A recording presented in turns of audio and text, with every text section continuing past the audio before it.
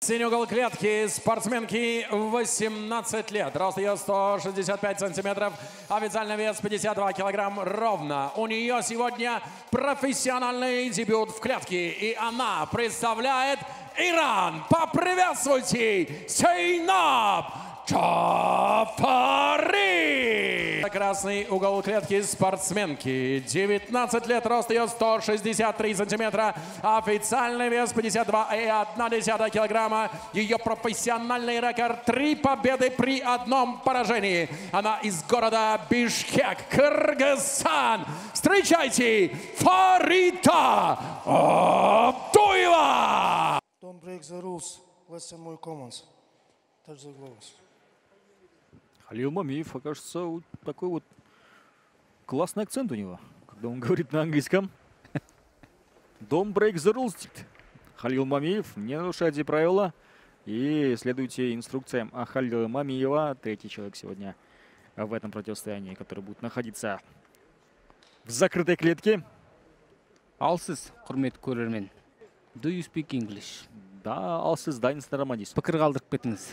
Комментарий. Ағылшын тілі деңгейіміз қандай? Алғыз бастаймыз. Зейнаб Джафари, көкбұрыштан, қызылбұрыштан Фарида Абдуева шығып отыр. Как обычно, Фарида Абдуева крайне хладнокровно, спокойно, что бы ни происходило в клетке. Вот такой вот хладнокровности многие, наверное, мужчины бойцы позавидуют все-таки. Я, шынымен де Абдуеваның ерекшелігі осы шығар. Өте бір салқынқанды спортшы. Бірде-бір эмоциясын көрсетпейді жекпе-жек барысында және Төрт қамту бойынша Қырғызстандың лидерінен чексіздікті қошу ал. 4 жұмаға болғыны 500 сом. Максималды ылдамдықтағы чексіз интернет. Ақысыз мессенджерлер менен социалдық тармақтар. Wi-Fi'ды ақысыз тарату. Чексіз чалула. Жоғырқу сапаттағы 200-ден ашуын телеканал. Этно медиа онлайн кинотеатрын ақысыз көрі.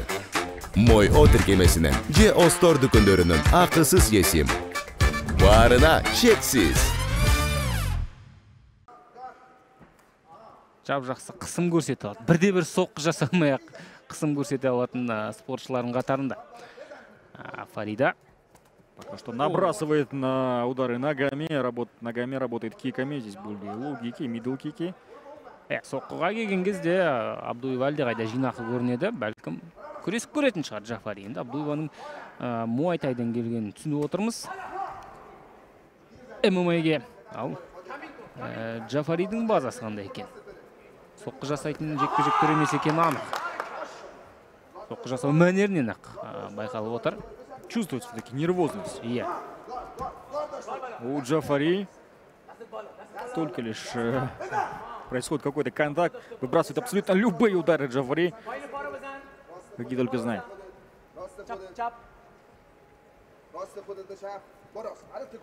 Выдергивает, нащупывает свою соперницу. Көңілін аяқпен соққы аударады, бірден қолмен соққы қосып жібереді. Ал Абдуева қарқынды көтерсе, Джафаридің жағдайы одан да қиындайтын сияқты.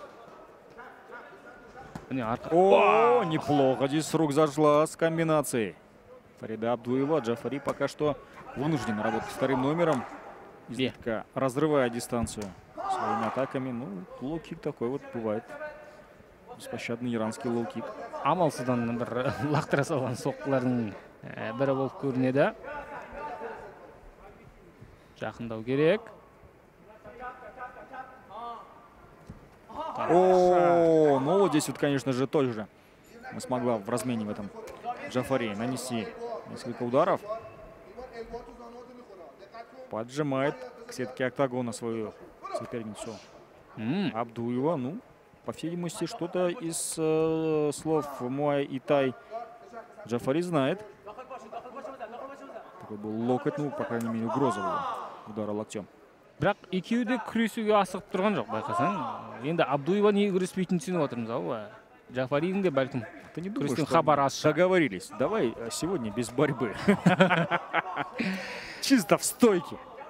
На руках и ногах. О, удар был неприятный. Джафари де тегіз жатыр қазір, анда-санда. Тиіп қалады соққылары. Держится отлично для дебютантки все-таки. На фоне своей более, наверное, опытной спортсменки. Потому что Абдуева, помимо выступлений в ММА, и периодически выступает по правилам муай-тай кикбоксинга. Напомню. Шабуылдар әлдеқайда өткір. Абдуеваның бірде-бір артық қимыл жасамайды. Дер кезде соққын салып жібереді болды. Тігінен жасалынған соққы.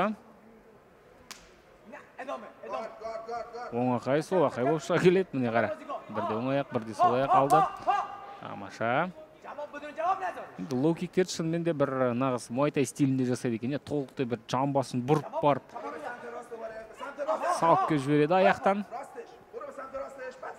Да, но все-таки вот какой-то вот агрессивности в атаках не хватает Фариде. Даже против такой соперницы, как Джафари. Я, мне алғашқы клинч қазір күресіп көрмекші. Кім? Тейкдаун жасап көреді. О-о-о! Подсечкой смогла перевести свою соперницу и іліп алды. будет ли работать в граунд паунде Фарида Абдуева. Қазір мына қыспақтан басты шығарып алу керек ең алдымен. Содан кейін барып Джафаридің жағдайын қиындата алады. Ал енді аяқта тұрып айқасқан кезде басымдылығын көрдік. Абдуеваның түсінуінше қазір күресте де басым болу керек. Мына тейкдаунды оп-оңай бере салғанына қарайтын болсақ, Джафаридің күрестен хабар аздау болу керек. И началось добивание сверху от Абдуевой. Әзірше нақты бір соққы жасайтын позиция іздеп таба алмай жатыр. Уақыт зымырап өтіп барады. Енді мерзімнен бұрын жеңіске жету екіталай бұл жерде. Міне бір аяқ. Включает правую руку. Астын алды қолды. Второй раунд. Зейнеп Джафари и Фарида Абдуева.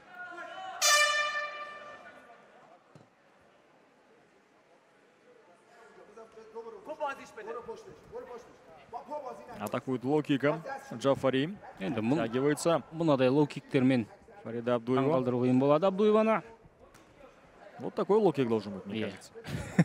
Бірден көрсетіп отыр. Лоу-кикті бұлай ұрады, қарағым. Бэкфист. Я так понял, что все-таки есть что-то... Неплохо было.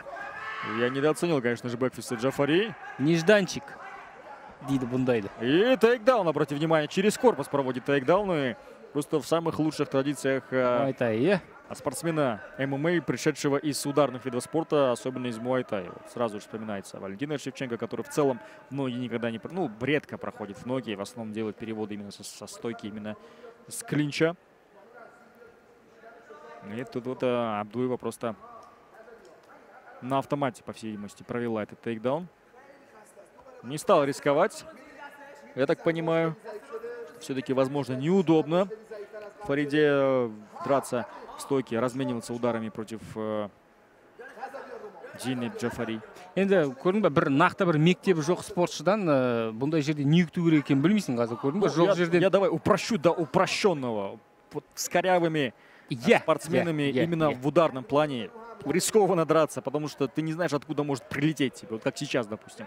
Вроде бы один раз уже был бэкфист. Понятное дело, что его второй раз возможно и не быть.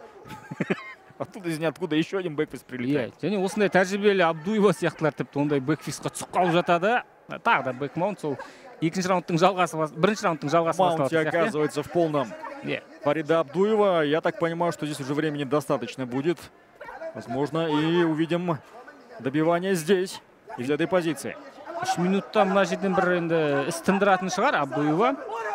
Скажет, что Джафари не хватает опыта все-таки свипануть или же даже восстановить гард. Енді жалпы күресті алып қарайтын болсақ, Абдуева жақсы бұл жерде қарсыласын қадағалап отыр. Жамбасымен керек кезде қарсыласын орап алады, керек кезде аяғын қысып алады. Тамаша. Отличные удары здесь сверху от Фариды. Бірақ жауапсыз соққы жасайтын бір мүмкіншілік тудыра алмай жүр қазір әзірше. Екі қолда бос, екі қолмен де Джафари қорғаны алады. Соның өзінде де сол жақ тұстан бірнеше соққының дәл тигенін көрдіңіздер. Болды. Өз шабуылын соңына дейін жеткізе алмады. Міне енді екінші раундта қарсыластың үстіне шығып алғаннан кейін шабуылын соңына дейін жеткізе алды. Фарида Абдуеваның осымен ММА-дегі 4-ші жеңісі. Внимание, рефери в клетке Халил Мамиев остановил этот бой во втором раунде на 2 минуте и 43 секунде. Техническим нокаутом победу одержала Фарида Абдуева. Со мной победитель этого боя Фарида Абдуева. Фарида, что за выступление? Тебе всего 20 лет, и у тебя уже хороший профессиональный рекорд. Что дальше? Ассаламу алейкум, Алмата. В первую очередь, спасибо всей арене, кто пришел за меня поболеть, и также всем моим болельщикам из Кыргызстана, из Таиланда, из всего мира. Спасибо вам большое. И, конечно, еще хочу сказать моей сопернице за то, что приняла бой на очень коротком уведомлении. Только респект, но это ММА. Здесь либо ты, либо тебя. Поэтому я выхожу только побеждать. Фарида, все хотят знать, какие у тебя планы на карьеру. Конечно, на карьеру большие планы, но сейчас я готова к любым вызовам, поэтому все вопросы к моему менеджеру. Пообщаемся. Я думаю, Саята, есть план на тебя. Давайте еще раз поддержим Фарида Абдуева!